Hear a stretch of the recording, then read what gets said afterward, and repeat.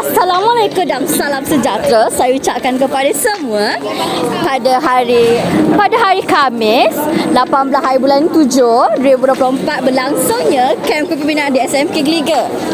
Rasa banyak mesti banyak gila. Jadi nak tahu tak? Tak tahu. Let's go guys.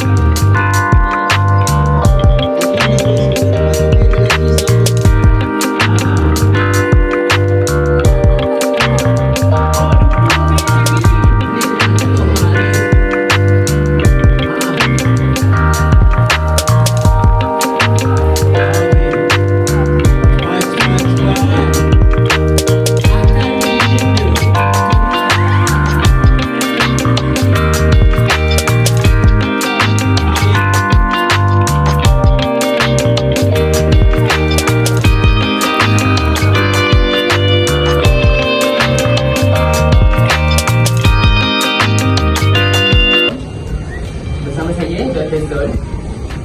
Dr. Zul, boleh saya tanya soalan? Boleh. Dr. Zul, apakah pandangan dan harapan Dr. tentang camp hari ini?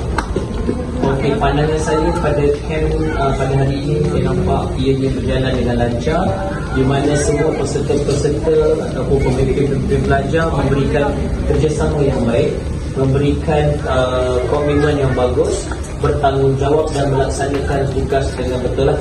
Dan pandangan saya nampak ramai pemimpin pelajar di sekolah menengah bahasa Inggeris ini mempunyai kemahiran ataupun mempunyai bakat yang mana mereka perlu diasah supaya menjadi pemimpin yang lebih hebat pada masa yang akan datang.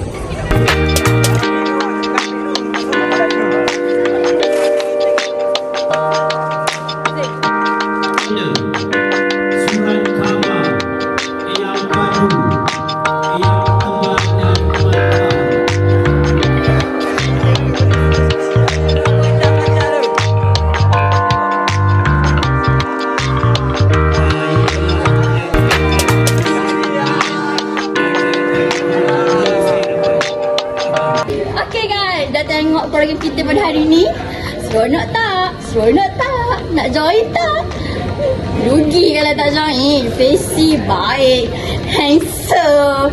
Lepas tu memang power gila diorang handle program. And penghulu hati kita orang pun okay. And kita rasa bangga. And tu je dari kami. Thank you for today. Bye.